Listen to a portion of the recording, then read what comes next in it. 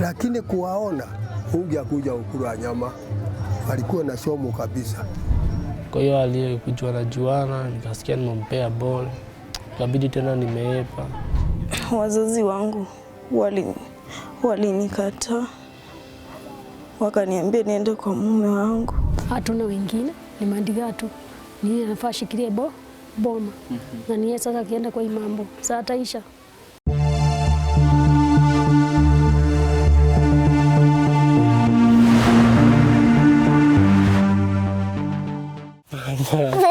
Baba.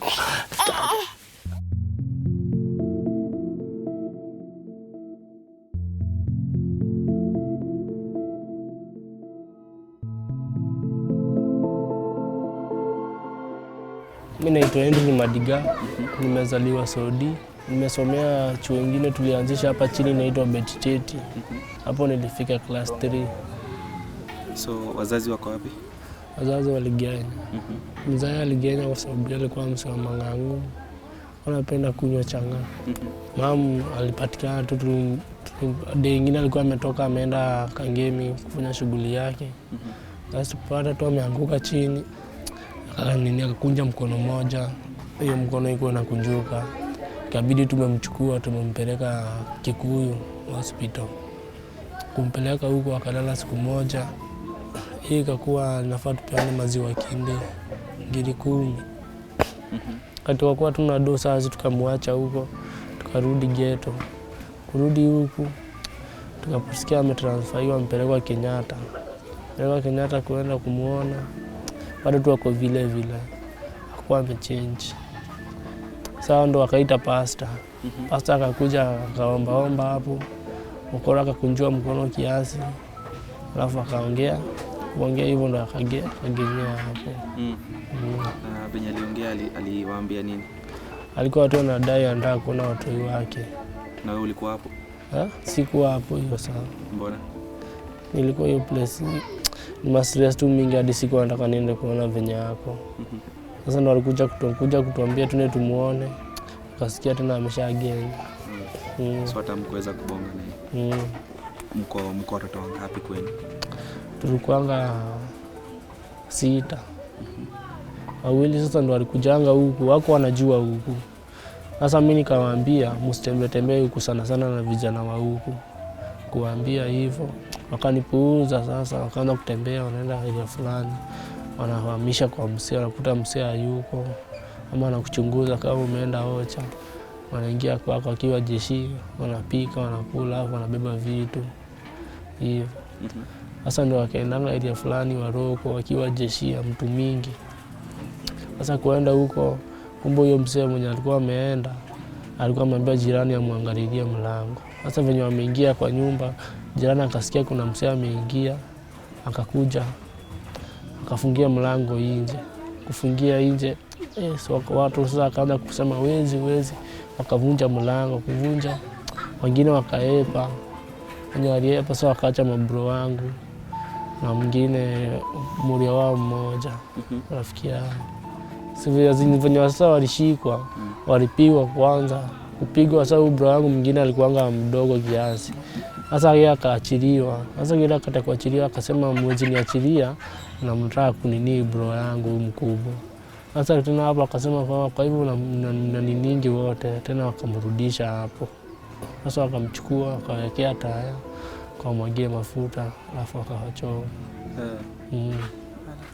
Vendirivati kufa tu hivyo. Sasa nikazoea sasa hadi siwezi kuja kwa nyumba sasa. Na duru tu kwa street. Angalia maboys wengine huko na wako tu biere. Mimi nikaona siwezi vuta biere. Afadhali biere nini? Gam. Afadhali nivute bangi. Sasa mimi nikakuwa navuta bangi tukiendelea tu kuduru hivyo. Ndio nikapatana na mlami mwingine. Alikuwa anaitwa Ben. Huyo Ben akatupeleka chuo. Sasa hiyo chuo huko chako kwa kina Mokoro. Niko inaita nini Mambai. Tukasoma Mambai. Ndio sasa hapo nikapata demu mwingine. Alikuwa anaitwa Amy. Nini ukiwa class? Hapo nilikuwa class 6. Tukasoma hapo class 6 tukapita mzuri tukienda class 7. Hapo sasa tukajuana na yeye. Kwa hiyo aliyekujua na juana, nikasikia nimempea ball. Ikabidi tena nimeepa. Ulikuwa miaka ngapi? Hapo nilikuwa karibu miaka 10 hivi. Ndio sasa nikapeana ball nikiwa na 15. Hiyo ni ulimpea ball ukiwa class 7? Class 7. Ikabidi tena nimeepa. Ndio nikarudi huko. Ukarudi huko ghetto?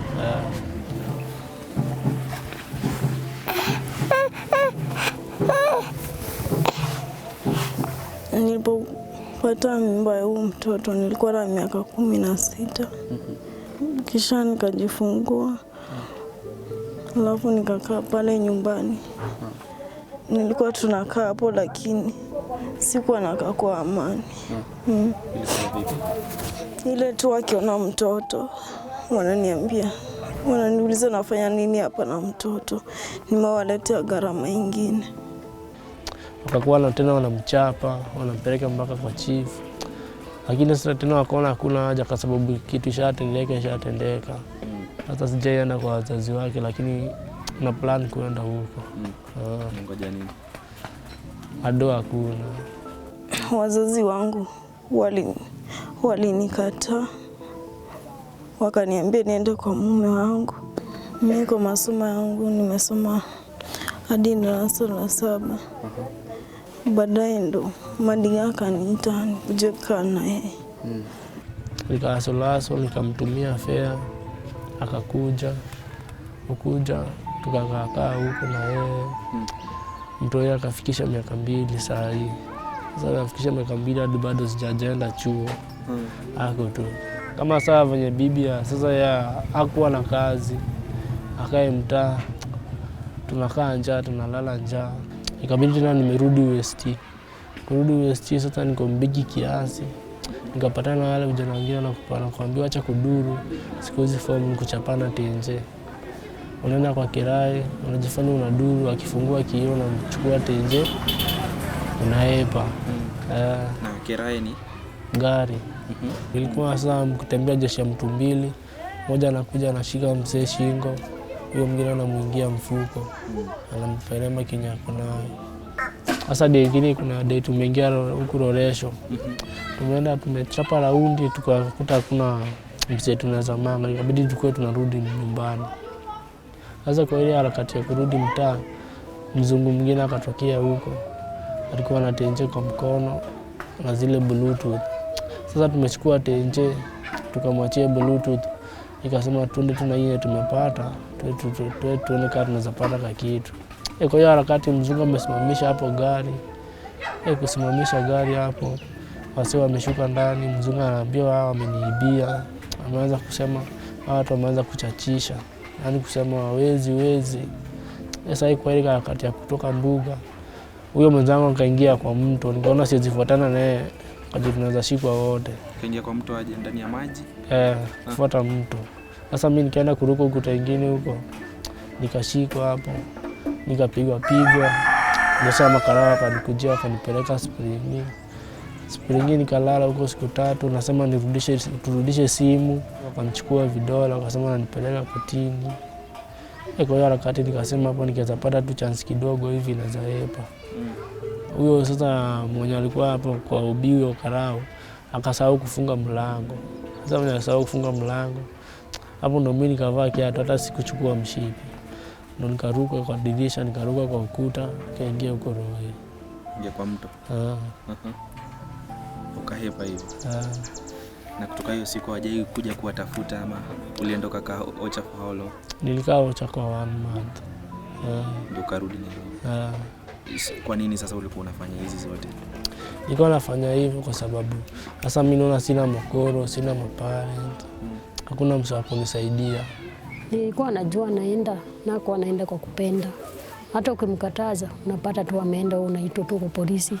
Mara amepigwa, mara nini unaona? Na akienda tu aiba hakuna kitu inamsaidia sababu ni chakula tu. Kuja tu atununue chakula, hakuna usaidizi mwingine. Sasa nina huzuni sana hata akibaki tu niye peke yake na sisi hatuna wazazi. Niye ndiye anafaa kuwa kama wazazi we Boma. Sasa kweli hatuna wengine, ni Madiga tu. Niye anafaa shikilie Boma. Na niye sasa akienda kwa mambo, sasa ataisha. Kila saa hata mimi nikiona mtu nastuka nasema tukai Madiga yetu wameenda. Sasa hata mimi nikiweza kumbuka wenye mabro wangu walichomwa, hapo ndo naona tuacha tu nibadilike. Sababu hata mimi naweza kuwa tena kwa hiyo siku tena nasikia nimeshika tena nimemado. Na Madiga na dadake wameweza kunieleza kuwa linalowashangaza hadi wa leo ni jinsi ndugu zao wawili walivyopoteza uhai, kwani waliaga dunia kwa kuchomwa, na hivi sasa nataka kuenda angalau kuwashawishi ikiwa watanipeleka mahala ambapo tukio hilo liliweza kufanyika. Natumai itafanikiwa.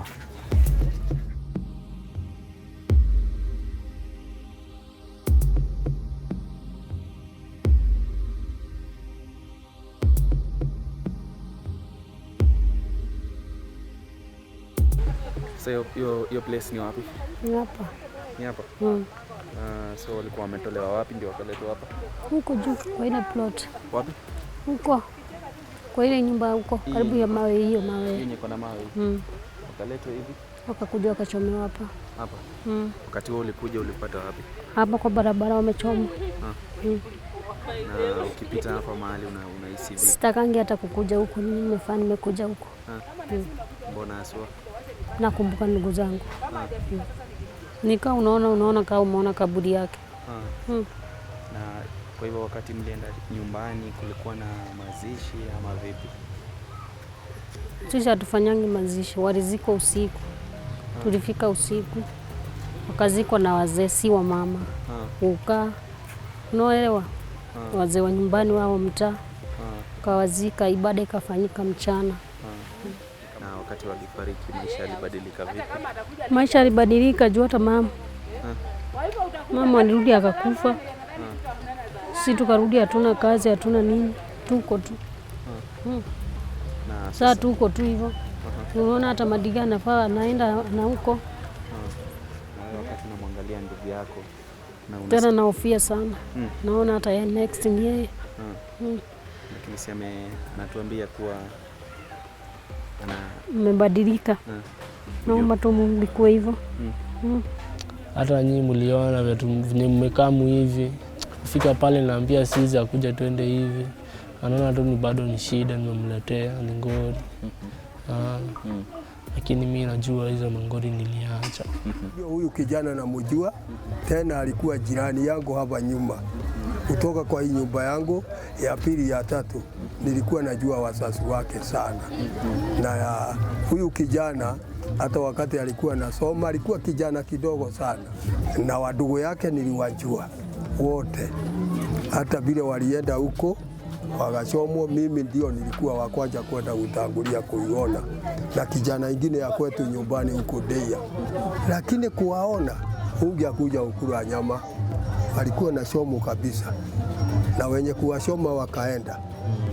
Yeye hata ukimuona si mbaya, lakini kama tungetaka kumsaidia ningeuliza hii idara hii yenyu mumutabutie kazi, na kazi ni nyingi nyinyi mkitaka kumubeleka. Hata kama mnamubeleka nyumbani, nyinyi mnatawala Kenya mzima, au mnamubeleka wale atokane karibu na vijana. Kama naweza enda nipate mzee huko anipe kazi ya hoteli, kama nimoshe kama vyombo hivyo, nipe naweza kula hapo lunch. Fika jioni nipe hata kama ni chwani, nitoke ni chwani nikuje ninunue kitu kwa nyumba tukule. Kama nipate msaa nipatie kazi ya maji, nimsombea maji mtungi moja kiende niende kama mtungi 20 anipatie hiyo ruabe hivyo. Kama nichonge viazi. Mimi naweza ambia vijana kwa crime sahi afadhali kuchange kuliko wajuvanya. Hata kwa crime sahi wanaona venye wenzao wanafanyiwa, wengine wanapigwa maridhe, wengine ni kushikwa, wengine ni kuchomwa. Mimi naweza ambia tu crime sio poa. Ningeweza kuambia wale ambao wako huku nje wachanga wasikimbilie maisha ni ngumu, alafu wajichunge. Naam, ni katika chumba hiki ambacho Madiga, dadake na familia yake changa wameweza kuishi kwa muda. Ni mahala ambapo pameweza kuwapa mafunzo mengi ya maisha, mojawapo na ya muhimu zaidi ikiwa ni uhalifu haulipi. Nikiripotia Tuko News, jina langu ni Kevin Phillips Momanye. What is wrong, honey? I got scammed at the market. This wouldn't have happened if you used Gigi. Gigi is a huge online marketplace where you can buy and sell goods such as cars, smartphones, or even houses. Gigi is absolutely free. Gigi! Wow!